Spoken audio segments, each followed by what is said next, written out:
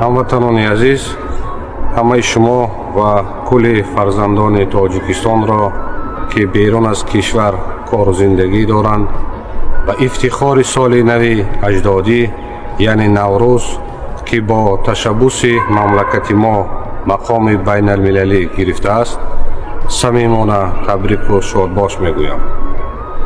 ва хонадони ҳар як фарди кишвар саломатӣ, осоиш ва иқболи баланд орзу менамоям. Наврӯз ҷашни бузурги қавмҳои ориёӣ яъне ниёгони тамаддунсози мо тоҷикон мебошад ва таърихи беш аз 6000 сола дорад. бо гузашти асрҳо ин оини зиндагибахш ва қаламравҳои дигар паҳн гардида ба ҷашни дӯстдоштаи мардумони гуногун табдил ёфт. зеро Наврӯз ҷашнест ки табиати мардумию оммавӣ дошта миллату халқиятҳои мухталифро сарфи назар аз нажод, забон ва дину маҳзаби онҳо гирди ҳам меоварад ва ба онҳо шодию нишод мебахшад. сабаби аз ҷониби бисёр кишварҳои ҷаҳон дастгирӣ ёфтани пешниҳоди Тоҷикистон ва соли 2010 бо қаъдномаи Маҷмӯаи Умумии Созмони Милали Муттаҳид мақоми байналмилалӣ гирифтани Наврӯз маҳз дар моҳияту табиати мардумӣ доштани оинҳои ин ҷашни фархунда мебошад.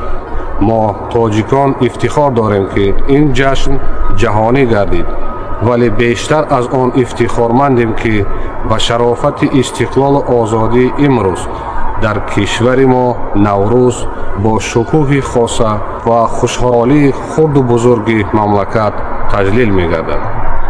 ба ин маънӣ метавон гуфт ки Тоҷикистон ватани Наврӯз аст.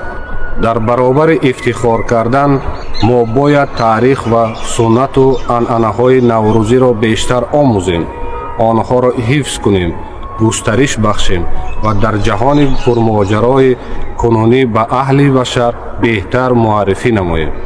бо умеди он ки Наврӯзи имсола ба кишвари маҳбуби мо пешрафту дастовардҳои нав хоҳад овард, тамоми мардуми шарифи Тоҷикистон ва ҳамватанони бурунмарзиямонро бори дигар ба ифтихори ин ҷашни фархунда табрик гуфта, ба ҳар яки онҳо тандурустӣ, рӯзгори осуда ва барору комёбӣ орзу менамоям. Наврӯзатон муборак, ҳамватанони азиз.